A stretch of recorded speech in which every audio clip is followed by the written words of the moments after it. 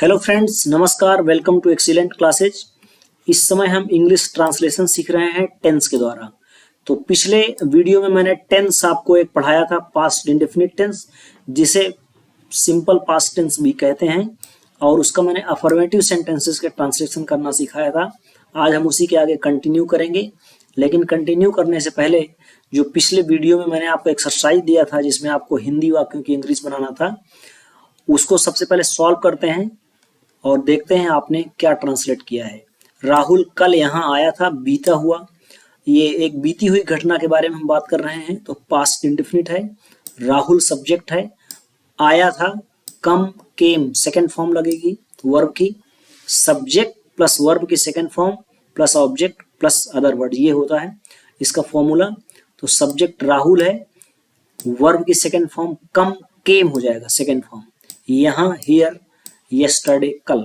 सारिका ने कल क्लास में एक मधुर गीत गाया, सब्जेक्ट सारिका है, गाना की अंग्रेजी होती है सिंग, सिंग की सेकंड फॉर्म सैंग, और क्या गाया था, एक मधुर गीत, अ स्वीट सॉन्ग, क्लास में, इन द क्लास। परसों मैं अपने दादाजी के साथ मंदिर गया था, आई गो की सेकंड फॉर्म वेंट, मंदिर गया था, टू द टेम्पल, जहां जाते हैं उससे पहले टू लगाते हैं, अपने दादाजी के साथ विथ माई ग्रैंडफादर, आई के साथ अपना अंग्रेजी माई, ग्रैंडफादर, और कब, परसों, परसों की इंग्लिश होती है द डे बिफोर यस्टरडे। आज जोर से बारिश हुई थी। देखिए, बारिश होना ये एक वर्ब है, तो इसमें सब्जेक्ट नहीं है, तो सब्जेक्ट जब नहीं है तो मैंने बताया था डमी इट का यूज, तो यहाँ पे सब्जेक्ट इट का यूज करेंगे, इट। रेन की सेकंड फॉर्म रेन्ड होती है, बारिश जोर से हुई थी, हैविली, कब की बात कर रहे हैं, आज की, टुडे। मेरे मित्रों ने तुम्हारी मदद की थी, सब्जेक्ट है मेरे मित्र, माय फ्रेंड्स, मदद करना हेल्प, हेल्प्ड हो जाएगा सेकंड फॉर्म, तुम्हारी यू इसका ऑब्जेक्ट है। पिछले वर्ष हम ताजमहल देखने आगरा गए थे, लास्ट ईयर। देखिए, ये एडवर्ब ऑफ टाइम है, हम ये पहले भी लिख सकते हैं, टुडे, यस्टरडे, टुमारो, ये सब हम लिख सकते हैं। तो पिछले वर्ष लास्ट ईयर, हम वी गए थे, गो की सेकंड फॉर्म वेंट, कहाँ गए थे, आगरा, टू आगरा। अब बचा ताजमहल देखने, टू सी, देखने, दी ताजमहल, दी ताजमहल, टू सी। देखिए दूसरी वर्ब यहाँ पे है, मेन वर्ब तो इसकी जाना है, लेकिन एक दूसरी वर्ब है, तो जिस वर्ब को करने के लिए आप पहली वर्ब करते हैं उससे पहले टू लगाकर उसी फर्स्ट फॉर्म लिखते हैं, जिसको हम इंग्लिश में इन्फिनिटिव कहते हैं। तो ये एक टू सी, ये इन्फिनिटिव है।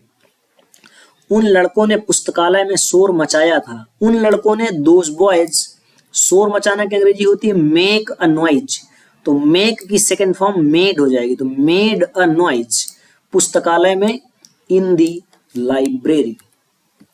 आगे देखते हैं, तुम आज मुझसे ठीक से बात क्यों नहीं कर रहे हो। सबसे पहले सेंटेंस पहचानिए किस टेंस का है, रहा है, रही है, रहे हैं, प्रेजेंट कंटिन्यूअस, क्योंकि इसमें टाइम नहीं दिया हुआ है। और ये सब कैसा सेंटेंस है, इंट्रोगेटिव है और निगेटिव भी है। इंट्रोगेटिव ऐसा सेंटेंस है जिसमें बीच में क्वेश्चन वर्ड है, तो सबसे पहले इसी की अंग्रेजी लिखेंगे why, helping verb are, you not, ठीक है, सब्जेक्ट यू और सब्जेक्ट के बाद नॉट। देखिए इसको मैंने अंडरलाइन इसलिए किया हुआ है, सब्जेक्ट के बाद नॉट न लिख करके आप हेल्पिंग वर्ब के बाद भी नॉट लिख सकते हैं, जैसा ये लिखा हुआ है, और नॉट यू, ऐसा भी लिख सकते हैं। तो व्हाई आर यू नॉट या व्हाई आर यू नॉट, ये दोनों सेम है, इसमें कोई फर्क नहीं आएगा मीनिंग में, तो आप चाहे जैसा लिख सकते हैं। वर्ब की फर्स्ट फॉर्म में आईएनजी, टॉकिंग, मुझसे, टू मी, ठीक से, प्रॉपरली, आज, टुडे, और क्वेश्चन मार्क लगाना नहीं भूलेंगे क्योंकि ये इंट्रोगेटिव सेंटेंस है। गिरिजा अक्सर यहाँ से जाया करती थी, ये जाया करती थी, यो किया करता था, ये मैंने हैबिचुअल सेंटेंस के लिए बताया था कि यूज्ड टू का यूज करते हैं। तो गिरिजा सब्जेक्ट है, प्रायः की अंग्रेजी तुरंत बाद लिख देंगे ऑफन, यूज्ड टू गो, जो भी काम करती थी वो, उसके बाद हम टू के बाद वो उसकी फर्स्ट फॉर्म लिखेंगे गो, यहां से, फ्रॉम, हियर। यूज टू का मैंने यूज बताया था आपको, हैबिचुअल कार्य जो होते हैं, आदतीय कार्य, उनको प्रकट करने के लिए पास्ट इंडेफिनिट में यूज्ड टू का प्रयोग करते हैं। और जिस क्रिया को वो करते थे टू के बाद उसकी फर्स्ट फॉर्म लिखते हैं। मेरी दादी माँ शाम को कहानियां सुनाया करती थी। मेरी दादी माँ my grandmother used to, ठीक है, टेल, सुनाती थी क्या, कहानियां, स्टोरीज इन द इवनिंग, शाम को, जब भी सुबह दोपहर शाम को कोई कार्य होता है तो इन का यूज करते हैं, in the morning, in the evening, in noon. मेरी बेटी 2007 से अमेरिका में रह रही है, ध्यान दीजिए, रहा है, रही है, रहे हैं, इससे पता चला कुछ, और 2007 से एक टाइम दिया हुआ है। तो जब किसी निश्चित या अनिश्चित टाइम से कोई कार्य हो रहा हो लगातार प्रेजेंट में, तो वो प्रेजेंट परफेक्ट कंटिन्यूअस टेंस का वाक्य है। तो सब्जेक्ट है माई डॉटर, हेल्पिंग वर्ब लगेगी हैज बीन, ठीक है, इज नहीं, हैज बीन। वर्ब की फर्स्ट फॉर्म में आईएनजी, लिविंग अमेरिका में, इन अमेरिका, 2007 से, ये एक पॉइंट ऑफ टाइम है, निश्चित टाइम है, जिससे पहले हम सिंस लगाएंगे 2007। क्या तुमने कभी मुंशी प्रेमचंद के उपन्यास पढ़े हैं? क्या पढ़ा है, पढ़ा है मतलब पढ़ चुके हैं, प्रेजेंट परफेक्ट टेंस का वाक्य है। क्या से स्टार्ट है तो हेल्पिंग वर्ब सबसे पहले लगेगी हैव, सब्जेक्ट है यू।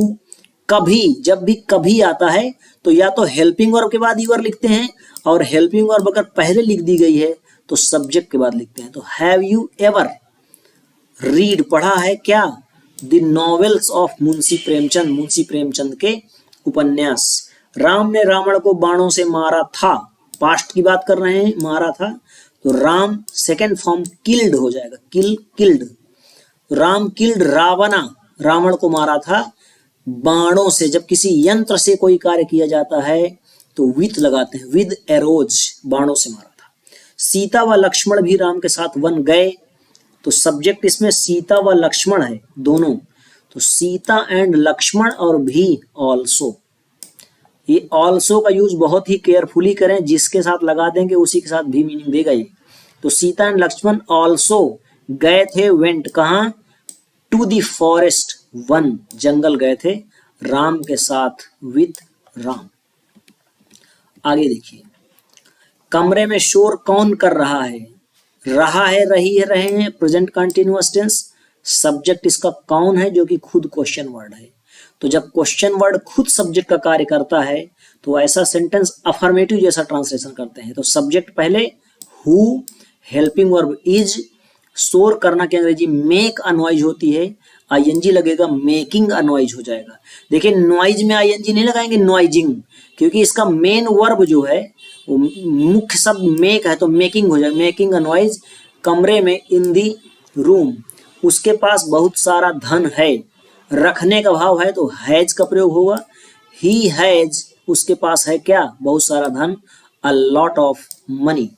मेरे पास तुम्हारी छड़ी नहीं है, जब रखने वाला सेंटेंस निगेटिव हो तो does not have, do not have और डिड नॉट हैव का प्रयोग करते हैं।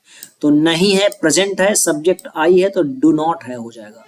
I do not have your stick, तुम्हारी छड़ी। देखिए जिनको ये समझ में नहीं आ रहा कि ये अचानक कहाँ से हैज, हैव, हैज का यूज होने लगा, तो वो पिछले वीडियोज को जा करके देख सकते हैं, जो कि इस वीडियो के डिस्क्रिप्शन में जाएंगे तो लिंक दिए हुए हैं, तो उन लिंक में जा करके आप पिछले वीडियोज के रूल्स भी देख सकते हैं और इस तरह के ट्रांसलेशन कर सकते हैं। हरिप्रिया ने किसका चश्मा तोड़ दिया है, दिया है, काम खत्म हो गया, दिया है, तोड़ दिया, तोड़ने का काम खत्म। कैसा सेंटेंस है, किसका, इंट्रोगेटिव है क्योंकि क्वेश्चन मार्क भी लगा हुआ है ये, ठीक है। अब देखिए यहाँ पे क्वेश्चन वर्ड है किसका, तो सबसे पहले हम किसका की अंग्रेजी लिखेंगे, लेकिन एक नियम मैंने बताया था कि अगर क्वेश्चन वर्ड के तुरंत बाद कोई नाउन है तो उसकी अंग्रेजी भी एक साथ लिखेंगे। तो ये किसका चश्मा एक साथ लिखा जाएगा, हुज स्पेक्टेकल्स, हुज स्पेक्टेकल्स, किसका चश्मा। अब आगे लगेगी हेल्पिंग वर्ब हैज, सब्जेक्ट है हरिप्रिया और वर्ब की थर्ड फॉर्म लगेगी broken. Whose spectacles has Haripriya broken. चश्मा की कोई दूसरी अंग्रेजी भी लिख सकते हैं आप जो जानते हो, स्पेक्स भी बोलते हैं, ठीक है, ग्लासेस भी बोलते हैं। आज मंगलवार है, बंदर को बुखार है। ये बच्चों का एक छोटी सी कविता होती है, लेकिन देखिए कोई भी चीज बोली जाएगी तो उसका इंग्लिश तो जरूर बनेगी, उसका किसी भी भाषा में सेंटेंस ट्रांसलेशन बनेगा।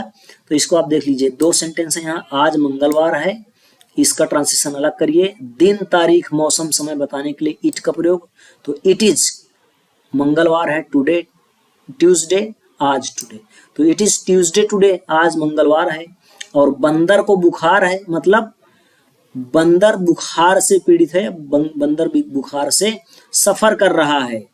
तो the monkey is suffering, present continuous tense, from fever.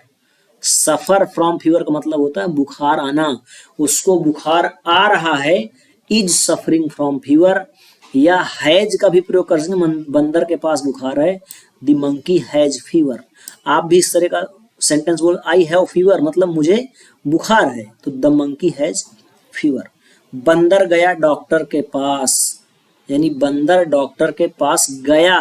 ये चूंकि कविता की तरीके लिखा हुआ है, अगला उसका जो इसी कविता की अगली लाइन होती है, तो बंदर गया डॉक्टर के पास मतलब बंदर डॉक्टर के पास गया, पास्ट की बात है तो पास्ट इंडेफिनिट में करेंगे। द मंकी गया वेंट डॉक्टर के पास, टू दी डॉक्टर। तो इस तरह से हम ट्रांसलेशन करेंगे और देख लीजिए आपके कितने सेंटेंसेस सही हुए हैं। अब हम इसके आगे बढ़ते हैं। अच्छा, इस वीडियो के जो स्टार्टिंग में आपने देखा होगा, जो थंबनेल है उसमें लिखा हुआ है गया गया गया। कौन कहता है कि ये पास्ट इंडेफिनिट का वाक्य है? इसको बहुत डिटेल से समझने की जरूरत है। ये सेंटेंस बहुत ही कंफ्यूजिंग सेंटेंस है और बहुत से लोग इसमें कंफ्यूज हो जाते हैं किस टेंस में करें। तो देखिए हम दो तरीके से लिखेंगे, गया गया गया।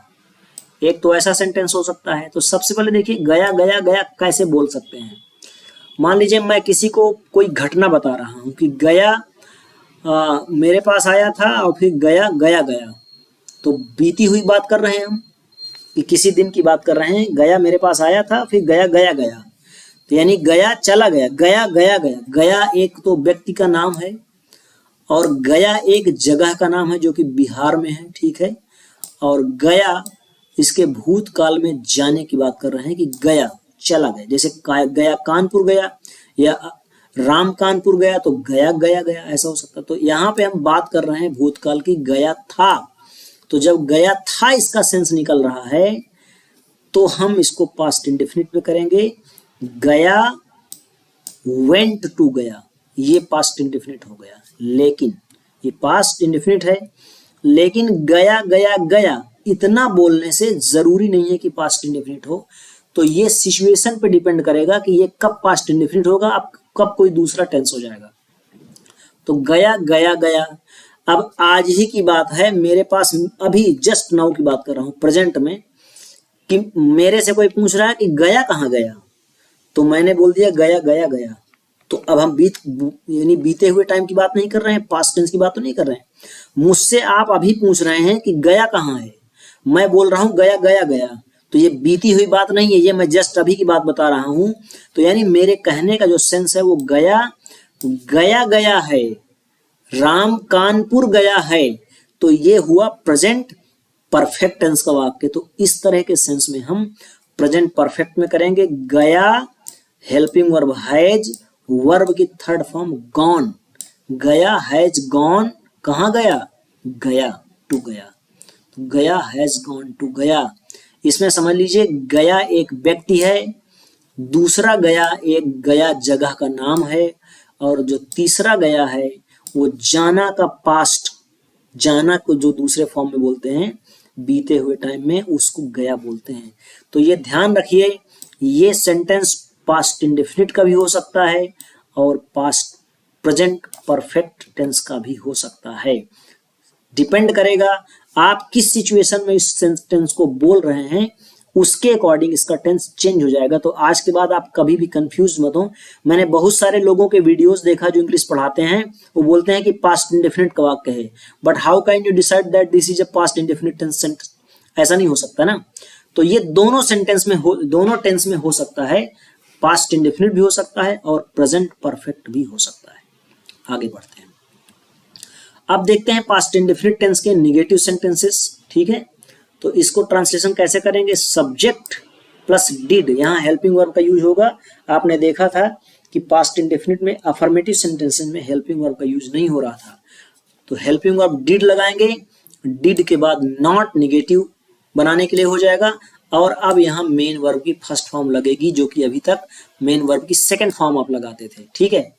ऑब्जेक्ट और अदर वर्ड, जैसा कि दूसरे हम सेंटेंसेस में करते हैं, किसी भी टेंस के ऐसे ही ट्रांसलेशन करते हैं। Subject plus did plus not, main verb की फर्स्ट फॉर्म, ऑब्जेक्ट और अदर वर्ड्स।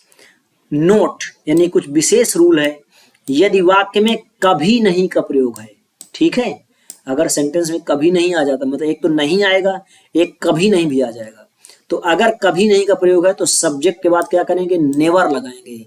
जैसे यहाँ सब्जेक्ट के बाद देखिए फॉर्मूले में लिखा है डिड, तो सब्जेक्ट के बाद नेवर लगाएंगे, डिड नहीं लगाएंगे। वह मेन वर्ब का प्रयोग करते हैं, ये करते हैं लिखा है, ये करते हैं, ठीक है, करते हैं, तो मेन वर्ब की सेकंड फॉर्म का प्रयोग, यानी सब्जेक्ट के बाद जो यहाँ डिड है वो डिड नहीं लगाएंगे, हम क्या लगाएंगे, नेवर, और मेन वर्ब की फर्स्ट फॉर्म की जगह सेकंड फॉर्म का प्रयोग करेंगे। मतलब क्या हुआ कि नॉट नहीं लगाएंगे हम, ठीक है, यानी डिड नॉट मेन वर्ब की जो फर्स्ट फॉर्म है इसकी जगह हम नेवर और मेन वर्ब की सेकंड फॉर्म का प्रयोग करेंगे। Did not main verb first form भूल जाइए जब कभी नहीं आए पास्ट इंडेफिनिट में। सेंटेंसेस देखिए ट्रांसलेशन, मैं तुमसे बात नहीं करना चाहता था, था थी पास्ट इंडेफिनिट। आई डिड फॉर्मूले से लिया did not first form verb की वांट, क्योंकि सेकंड फॉर्म वांटेड हो जाएगी, यहाँ वांटेड नहीं लिखेंगे। आई डिड नॉट वांट, और यहाँ एक दूसरी भी वर्ब है बात करना, टू टॉक, तुमसे, to you. I did not want to talk to you, मैं तुमसे बात नहीं करना चाहता था। मयंक ने कल पतंगे नहीं उड़ाई, नहीं उड़ाया, ठीक है, कल की बात कर रहे हैं। मयंक डिड नॉट वर्ब की फर्स्ट फॉर्म फ्लाई, फ्लाई, पतंगे काइट्स, कब की बात कर रहे हैं, यस्टरडे, कल की। Mayank did not fly kites yesterday. वह झूठ कभी नहीं बोलता था, बोलता था पास्ट इंडेफिनिट है। ही नेवर, कभी नहीं, कभी नहीं, तो सब्जेक्ट के तुरंत बाद नेवर और मेन वर्ब की सेकंड फॉर्म, टेल की सेकंड फॉर्म टोल्ड हो जाएगी, अ लाई। उसने झूठ कभी नहीं बोला, ये भी पास्ट है, इंडेफिनिट है, तो बोलता था या बोला ये दोनों एक ही जैसे किए जाएंगे, इसलिए मैंने इनको ग्रीन किया हुआ दोनों सेंटेंस, ये देखिए। तो ही नेवर टोल्ड अ लाई, इनका दोनों का सेंस एक ही है, ठीक है। गया गया नहीं गया, उसी का जो अभी मैंने बताया आपको गया गया गया वाला, उसका निगेटिव अगर बनाना तो क्या करेंगे, गया नहीं गया ना, डिड नॉट, और वर्ब की इसमें फर्स्ट फॉर्म आ जाएगी गो, टू गया। गया गया नहीं गया, ये हम पास्ट में जब करेंगे तब, अगर प्रेजेंट में करेंगे तो गया हैज नॉट हो जाएगा, ध्यान रखिए, गया हैज नॉट गॉन टू गया, ऐसा होगा। कृति ने कल अपना पाठ नहीं याद किया, कृति डिड नॉट वर्ब की फर्स्ट फॉर्म लर्न, अपना पाठ, हर लेसन, यस्टरडे। तुमने इस मामले में मेरी सहायता कभी नहीं की, कभी नहीं आया, कभी नहीं, सबसे पहले इसी को पकड़ लीजिए, कभी नहीं। सब्जेक्ट है यू, तो यू के तुरंत बाद लिख देंगे यू नेवर, वर्ब की सेकंड फॉर्म लगाएंगे ना, ये देखिए रूल लिखा हुआ, ये वर्ब की सेकंड फॉर्म। तो हेल्प्ड मेरी मी इन दिस मैटर, इस मामले में। अच्छा देखिए यहाँ मेरी लिखा है तो आपको कंफ्यूजन होता होगा कि मी यहाँ क्यों लिखा, मी तो माने मुझे होता है, क्योंकि ये वर्ब के बाद आ रहा है ऑब्जेक्ट के रूप में। जब ऑब्जेक्ट के रूप में लिखते हैं तो हम प्रोनाउन का ऑब्जेक्टिव केस लिखते हैं, जो मेरा होता है वो पॉजेसिव केस होता है, इसलिए ध्यान रखिए जब ऑब्जेक्ट के रूप में लिखा जाता है तो I me, we us, you you, they them, इस तरह से लिखते हैं। आगे बढ़ते हैं, अब देखते हैं इंट्रोगेटिव सेंटेंसेस। इंट्रोगेटिव सेंटेंस में क्या है, डिड सबसे पहले आ जाएगा, सब्जेक्ट फिर मेन वर्ब की first form, object other words, simple है, सबसे पहले हेल्पिंग वर्ब लग जाएगी। आगे देखिए कुछ रूल्स हैं। रूल 1, यदि वाक्य yes no answer type question, मैंने आपको बताया है और फिर से रिपीट कर रहा हूं कि इंट्रोगेटिव सेंटेंसेस दो प्रकार के होते हैं। पहला yes no answer type question, जो क्या से प्रारंभ होते हैं, यानी जिनका उत्तर हाँ या नहीं में होता है। अगर ऐसा सेंटेंस है तो ट्रांसलेशन एज एबव होगा। एज एबव माने इस तरह, जो फॉर्मूले में लिखा हुआ है कि सबसे पहले डिड, फिर सब्जेक्ट, फिर मेन वर्ब की फर्स्ट फॉर्म, ऑब्जेक्ट और अदर वर्ड्स, लास्ट में क्वेश्चन मार्क। और दूसरा रूल क्या कहता है, किंतु वाक्य व्हाट टाइप क्वेश्चन हो, अगर व्हाट टाइप क्वेश्चन मतलब क्वेश्चन वर्ड जिनके बीच में हो, बीच में जो क्वेश्चन वर्ड होते हैं, क्यों, कहाँ, कब, कैसे, ये क्या कुछ भी हो सकता है बीच में, यानी उनका उत्तर हाँ या नहीं होता है, तो क्या करेंगे, तो सर्वप्रथम क्वेश्चन वर्ड की इंग्लिश लिखेंगे, तत्पश्चात एज एबव, फिर इसके बाद डिड से शुरू करेंगे। सिंपल है, ये मैं आपको हर ट्रांसलेशन में बताता हूं। यदि रूल अगला, यदि क्वेश्चन वर्ड ही सब्जेक्ट हो, ये भी मैं आपको बताता हूं। क्वेश्चन वर्ड ही सब्जेक्ट तो वाक्य का ट्रांसलेशन अफर्मेटिव सेंटेंस जैसा करेंगे। अफर्मेटिव सेंटेंस जैसा करेंगे तो प्रेजेंट पास्ट इंडेफिनिट के अफर्मेटिव सेंटेंस का रूल आपको पता है कैसे करते हैं, वैसा करेंगे। देखिए एग्जांपल से ज्यादा समझ में आएगा आपको। क्या टीचर ने कक्षा में आज इंग्लिश ग्रामर पढ़ाई थी? आज पढ़ाई थी, पढ़ाने का काम खत्म हो गया, लेकिन हम पास्ट में था लगा रहे हैं, हाय नहीं कह रहे हैं, तो पास्ट इंडेफिनिट है।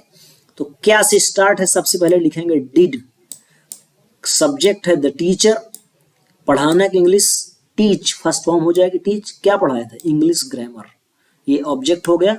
कक्षा में, इन द क्लास, आज भी है टुडे, ठीक है।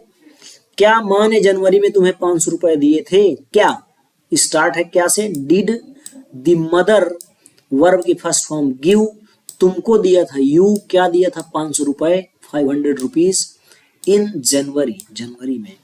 कल तुमने मेरा लैपटॉप कैसे तोड़ दिया था? अब देखिए ये चेंज हो गया, कैसे, क्वेश्चन ये है ना। अब देखिए ऊपर वाले सेंटेंस देख, क्या टीचर ने कक्षा में पढ़ाया था? तो आप बोलेंगे हाँ या नहीं। क्या माँ ने जनवरी में तुम्हें 500 रुपए दिए थे? आप बोलेंगे हाँ या नहीं। लेकिन जो ये सेंटेंस है तीसरा, कल तुमने मेरा लैपटॉप कैसे तोड़ दिया था, इसका उत्तर हाँ या नहीं होगा। कैसे तोड़ा था मतलब आपको कुछ बताना पड़ेगा कि किस तरह तोड़ा था, क्या विधि थी तोड़ने की। तो इसका ट्रांसलेशन में डिड से स्टार्ट नहीं करेंगे, क्या करेंगे? सबसे पहले कैसे की अंग्रेजी लिखेंगे, हाउ। रूल नंबर 2, सबसे पहले उसी के क्वेश्चन वर्ड की इंग्लिश लिखेंगे।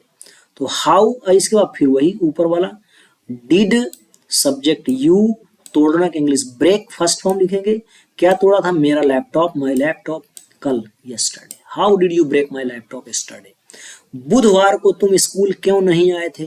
यहां भी देखिए क्यों है और निगेटिव भी है, तो व्हाई सबसे पहले लिखेंगे डिड। अब देखिए मैंने बताया था ना कि अगर क्वेश्चन वर्ड इंट्रोगेटिव निगेटिव है, इंट्रोगेटिव भी है और निगेटिव भी है, तो हेल्पिंग वर्ब के बाद नॉट लगाइए या सब्जेक्ट के बाद नॉट लगाइए। तो डिड नॉट यू या डिड यू नॉट, कैसे भी लिखें। वर्ब की first form come to school on Wednesday, Wednesday को, जिस दिन कोई काम होता है उससे पहले ऑन प्रीपोजिशन। मेरी अनुपस्थिति में कल यहाँ कौन आया था? क्वेश्चन है कौन, लेकिन ध्यान दीजिए कौन ही यहाँ सब्जेक्ट है। तो रूल नंबर 3, यदि क्वेश्चन वर्ड ही सब्जेक्ट हो तो वाक्य का ट्रांसलेशन अफर्मेटिव जैसा होगा। अफर्मेटिव मतलब सबसे पहले सब्जेक्ट हु और वर्ब की सेकंड फॉर्म, ठीक है। हु केम, कम नहीं होगा, ना डिड लगेगा। अफर्मेटिव जैसा मतलब हेल्पिंग वर्ब नहीं लगेगी। हु केम, यहाँ, हियर, कल, यस्टरडे, मेरी अनुपस्थिति में, इन माई अब्सेंस। कल किस लड़के ने प्रिंसिपल का मोबाइल छुआ था? किस लड़के ने, तो यहाँ पे किस लड़के ने क्वेश्चन है और यही सब्जेक्ट है। ध्यान दीजिए किस क्वेश्चन वर्ड है, इसके बाद नाउन एक साथ लिखा जाएगा और यही क्वेश्चन वर्ड है, यही सब्जेक्ट भी है। तो क्या करेंगे, सबसे पहले हम व्हिच बॉय, सब्जेक्ट हुआ और अफर्मेटिव जैसा ट्रांसलेशन होगा। तो टच्ड, वर्ब की सेकंड फॉर्म, क्योंकि यही सब्जेक्ट है। व्हिच बॉय टच्ड, छुआ था क्या? प्रिंसिपल का मोबाइल, प्रिंसिपल्स मोबाइल। किसने कल यह आम नहीं खाया था? किसने कल यह आम नहीं खाया था? किसने, यही है काम करने वाला, तो अफर्मेटिव जैसा होगा, लेकिन ये नहीं भी है तो निगेटिव है, तो फिर निगेटिव जैसा कर लीजिए। हु, अब निगेटिव है तो मतलब हेल्पिंग वर्ब के बाद नॉट लगेगा, तो डिड नॉट, और जब डिड लग गया तो फर्स्ट फॉर्म होगा। तो हु डिड नॉट ईट यह आम, this mango, yesterday, question mark. तो ध्यान देने वाली बात है कि जब इंट्रोगेटिव सेंटेंसेस का ट्रांसलेशन करें पास्ट इंडेफिनिट के, तो बहुत ही केयरफुली करें। 2-3 इसमें रूल्स हैं, इनको आप ध्यान रखिए, इजीली आप ट्रांसलेशन कर सकेंगे। तो आज के वीडियो को यहीं तक रखते हैं और एक्सरसाइज एक देते हैं आपको। देखिए ये है पास्ट इंडेफिनिट की, विक्रमादित्य उज्जैन के राजा थे। ये एक पास्ट इंडेफिनिट नहीं है, ये एक कहानी है। विक्रमादित्य उज्जैन के राजा थे, उज्जैन उनकी राजधानी थी, वे बुद्धिमान तथा न्यायप्रिय नरेश थे। इसमें मिसलेनियस सेंटेंसेस हैं, आप इनको करिए। और फिर एक रेड से एक्सरसाइज है, क्या तुम कुछ कहना चाहते थे, इस वर्ष कितने विद्यार्थी परीक्षा। देखिए ये एक स्टोरी है, इसका ट्रांसलेशन अलग करिए, और ये सेंटेंसेस मिसलेनियस हैं, इनको आप अलग करिए, ठीक है। और इसमें कुछ वर्ड्स ऐसे होंगे जिनकी इंग्लिश आपको नहीं आती होगी, तो मैंने लिख दिया है यहाँ पे कुछ। फिर भी अगर कुछ नहीं आती है तो आप देख लीजिएगा, मैं नेक्स्ट वीडियो में इसके सोल्यूशन के साथ जब मैं मिलूंगा तो उनको आप मैच कर लीजिएगा। राजधानी कैपिटल, बुद्धिमान वॉइस, न्यायप्रिय जस्ट, निर्दोष इनोसेंट, तो ऐसे बहुत सारे वर्ड्स हैं। आज्ञा का पालन करना, ओबे, तो इनकी हेल्प से आप ट्रांसलेशन करिएगा और कोशिश करिएगा कि एक भी सेंटेंस आपका गलत ट्रांसलेट ना हो, सही से हो, क्योंकि आप सारे रूल्स पढ़ चुके हैं। जितने रूल्स मैंने अभी तक पढ़ा दिए हैं ये उन्हीं से रिलेटेड सारे सेंटेंसेस हैं, और हम नेक्स्ट वीडियो में इसके सोल्यूशन के साथ मिलते हैं। तब तक के लिए थैंक यू सो मच, और thank you for watching this video. Thank you.